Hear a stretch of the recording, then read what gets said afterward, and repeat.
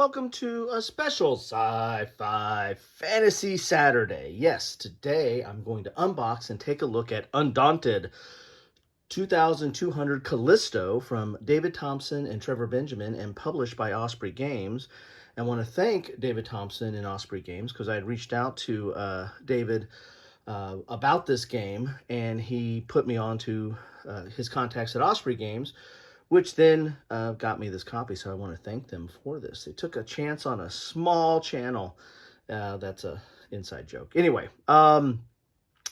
this is a continuation of Undaunted, and if you've checked out my channel or followed anything that I cover, you know that I've covered Undaunted before. I actually need to do more coverage of Undaunted. Actually, this has all the Western and North Africa stuff in one box, in this reinforcement box, which is quite heavy. And then this is, of course, Undaunted Battle of Britain. And there is yet another Undaunted series, that's Stalingrad, which I did not pick up. I need to, because I've heard great things about it. And it's also it's kind of a legacy type play. But I really like the Undaunted series, and if you're not familiar with it, check out some of my other videos. I might talk a little bit about it as I unbox this, but it is a very solid system where it combines, combat with deck building, and when you take casualties, you remove cards from your hand, which not only limits your action, but makes those units' actions unavailable or less likely to come up in the future. And if you eliminate all the cards that you have either in your hand or your discard pile or your deck, then that unit is now removed off the board. So that's kind of how you have unit elimination in Undaunted, and that is translated into Callisto, which is a sci-fi version of Undaunted. So in the past, we've had historical World War II situations. Now we've got a futuristic space version of Undaunted. It's going to have some of the same core mechanics, but there are some upgrades and some differences that are unique to Callisto, not only the theme but some of the mechanics, and we'll talk about that as I break open the box. So if you look on the back of the box here, it kind of sets the stage or the scene. Tensions have arisen between the conglomerate of Earth's leading corporations that funded the bases and the mining collective tasked with operating it. Protests have erupted, strikes have been called, and contracts broken. Private security forces have been hired, industrial mining vehicles repurposed for combat, and long-disused military mechs reawoken. The battle for Callisto is about to begin. It's time to choose your side. So you're basically setting up the two sides. You're going to have security forces that the corporations have sent in to try to protect their investment. And then you have the miners, which are the ones that are saying, hey, we're getting the raw end of the deal here. So we're taking in things into our own hands. And so you basically, those are the two forces that are going to be at odds in this game. Undaunted 2200 Callisto is a standalone game in the Undaunted series, adapting the core gameplay of previous games to a new science fiction setting. Play across stunning illustrated map boards in 2-player, 4-player, and solo game modes. That's something that really was attractive to me. Navigate the rugged lunar landscape, and maneuver to seize dominant high ground positions, and utilize your formidable mechs to gain control of Callisto and its precious resources. So enough of all that. Let's get inside this box and find out what Callisto has in store for us. And just like I said, that the reinforcements box was very heavy, this is a brick. This is definitely weight per price or value is probably off the charts here. This is very heavy because there's a lot of cardboard in this box. So let's get it open here. Good thick box. Oh, look at that. Look at that. Ooh, I kind of like that. It sets the theme right out of the box. So we're going to have, as I said, there's going to be a lot of cardboard, so there's going to be a lot of punch outs in here. So here are some of your punch outs. They're very nice, thick, as you can see here. These are the units that will be on the board. You know, this is basically a card game and a deck builder at that. And these are the units that will be represented on the board. The cards will give you, if you play a card that corresponds to this unit, like the Ripper, you get to use its actions and move that token accordingly on the map board. And so these are just some of the units you've seen here. These here are doors. We have doors now. That's one of the first things I need to say about the translation of Undaunted to the sci-fi realm. Undaunted is very much a tactical game, but it was done on modular boards, and it felt, you know, kind of like your small unit tactical, or I call that, which is basically platoon level down to individual level. It felt kind of like a squad game, like your war game squad leader, and there's a whole bunch of squad level games in the wargaming world. But it felt like that, but it felt a little abstracted because, you know, there wasn't line of sight blocking and terrain and the likes. There was terrain, but it was abstracted and it gave you a defense value. This is very much more tactical.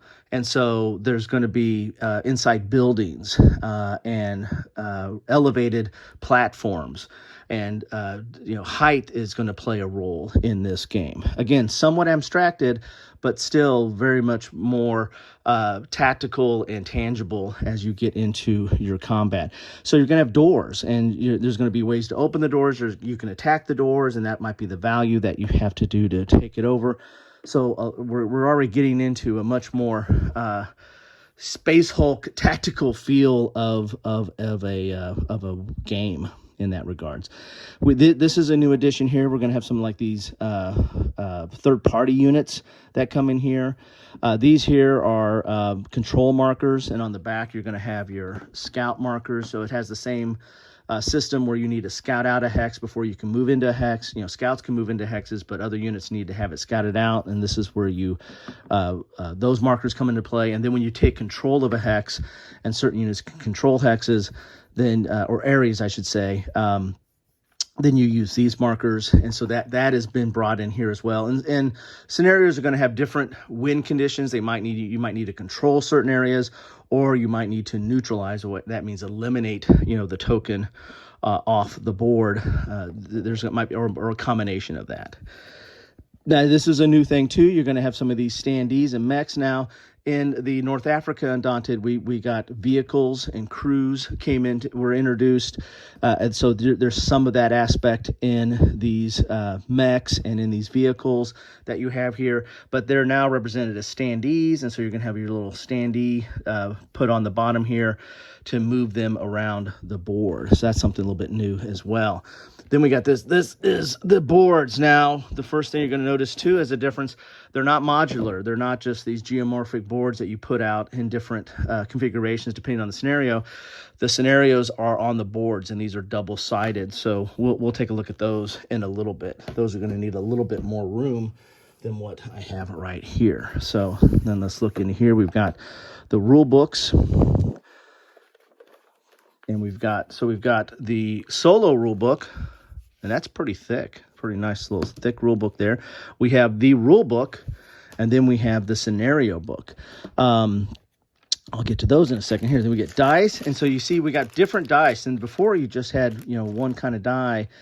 Now we have 8-sided, 10-sided, and 12-sided, and this is that elevation I was talking about. So if you're attacking from a higher elevation, you're going to get to roll a higher dice, which means you got a better chance at hitting.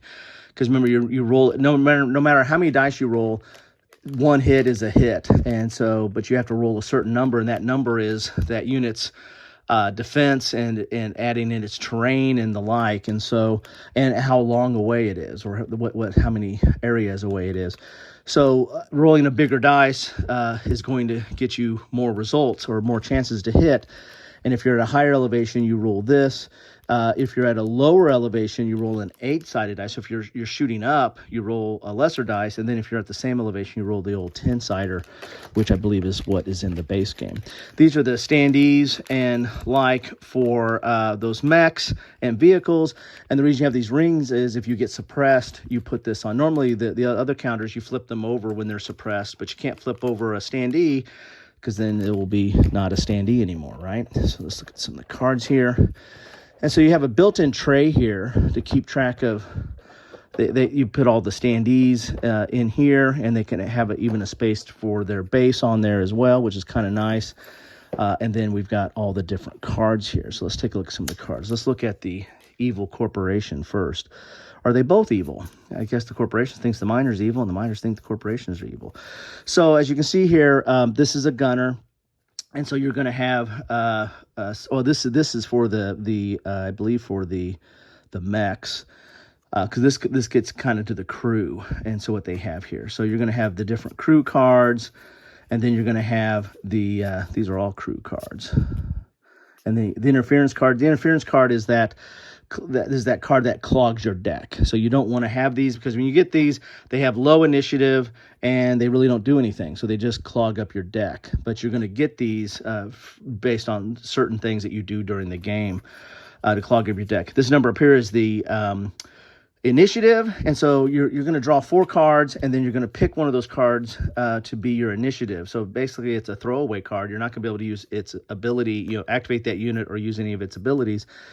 You only get to use this initiative, and so that's a neat part of the game too, because initiative you get to decide who's going to go first, based on who plays the highest card in that regard. And as you can see, some of the crew are really low initiative, so these mechs are kind of like lumbering hulks. They're powerful, but yet they're slow, and they're going to ruin your initiative.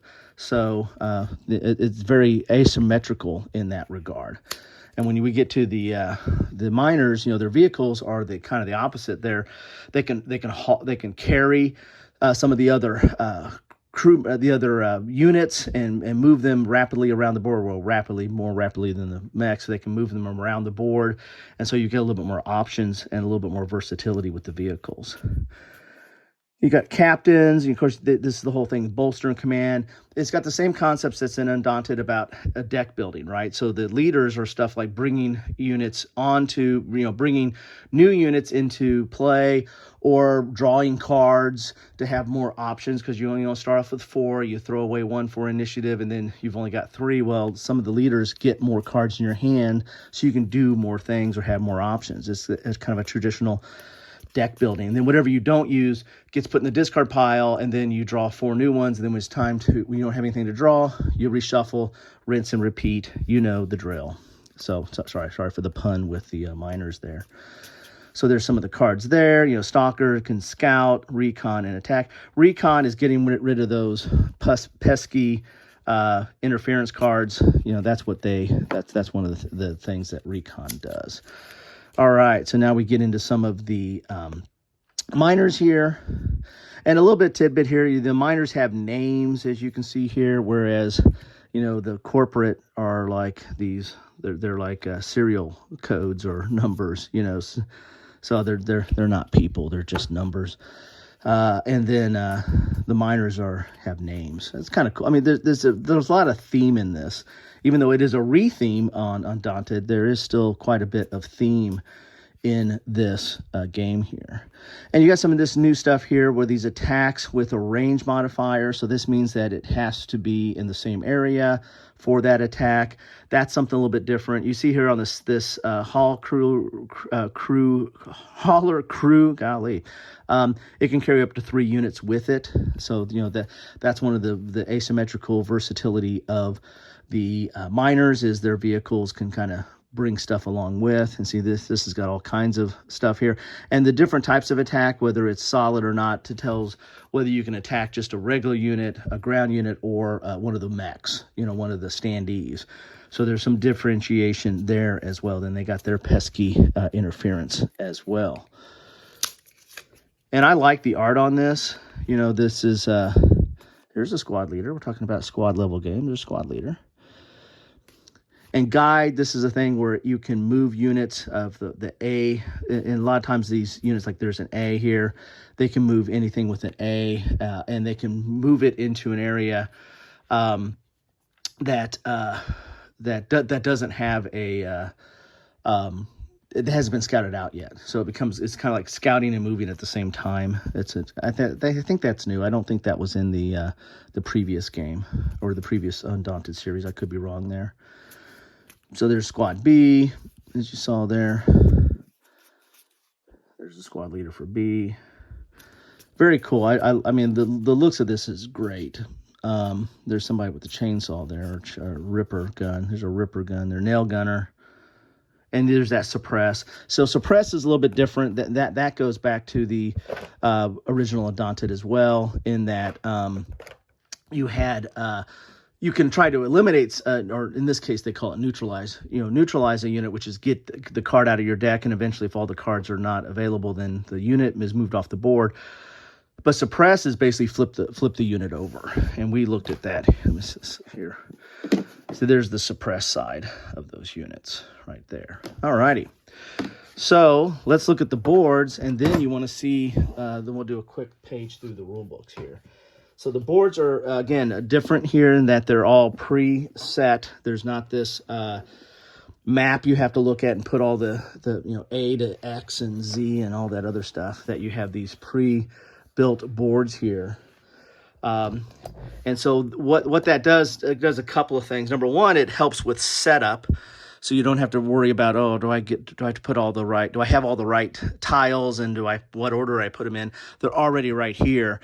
Also, you can do more with terrain, right? You don't have to put like counters to show that something's elevated or not. You have these elevated platform areas, and that help. That goes into the whole combat, right? You get to roll the bigger dice if you're shooting down at people. It also is going to have some more iconography. That might be a little bit of a downfall in this. I mean, Undaunted had a lot of iconography. There's even more now because you have some issues like mechs might not be able to go through certain areas. Other units might not be able to go through certain areas. Defense might be different. I mean, the defense was kind of normal in a lot of this stuff, but there's that. But I like the art of this. As you can see, let's zoom in a little bit. It's really nice looking there. And then you also have, these are scenario based, right? So you've got a lot of your scenario information already pre-built on there as well. So that's a little bit something you can do with the preset map, is you can put some of the preset charts and stuff on there. And so this is unique to this scenario here. And then you flip this thing over, and guess what? You've got another scenario. So there you have that right there. And there's all kinds of different scenarios in here. Let's go through some of these really cool here. And you've got some base start out, like the miners start here, and the corporations or the security forces start there. And then some of the scenarios get even more complicated. As you can see, there's a little bit more charts and stuff and what have you, and what the icons mean there. And you can see this is a raised area here. So you can kind of play a little bit of a king of the hill aspect of this, of shooting down at everybody surrounding it. And then there's another, and these are nice, thick mounted, and they're shaved off at the corner, so you can pull them out of the box. Another nice little element there. So this one is really cool. I mean, this really gets my creative juices flowing. You've got a scenario that something's going on the ground, or something going on in space possibly, or inside, and something going on in the ground. So I don't know if that's something on the inside in the ground, or if it's in space and on the ground, but that's just cool right there. I don't know about you, but that looks like an interesting scenario to get to. And also you can play this like in a legacy type format.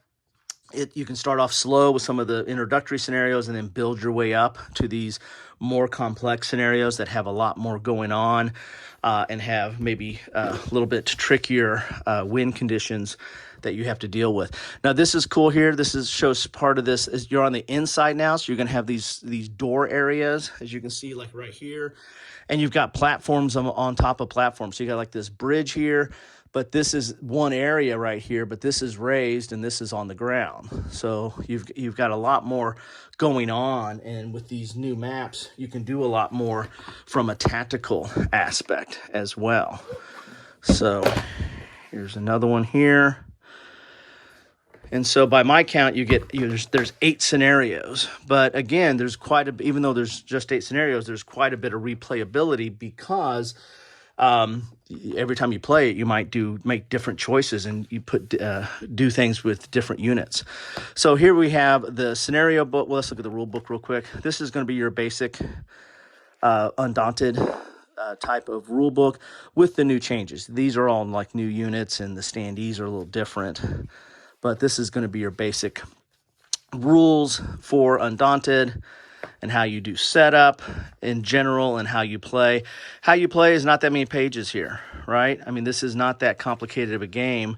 And if you've played a deck builder before, so the rules are only like 1, 2, 3, 4, 5, 6, 7, 8, about 8 pages. If you played a deck builder before, you're going to be very familiar with these concepts. And if you played any kind of tactical game, combat game, or it doesn't have to be a war game, there's a lot of sci-fi and fantasy tactical, then that's not going to be too complicated for you. Here's the scenario book, going through all the different scenarios. And again, you can build this up to a campaign play if you want.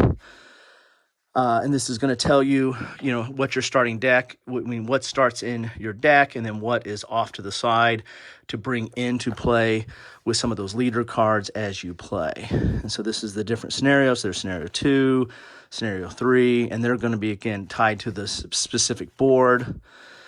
And if my count is right, there should be 8 scenarios. And guess what? There's 8 scenarios. Surface in space. So this is the one that has this. So you are in space and on the surface. That sounds awesome. And you can keep track of how you did.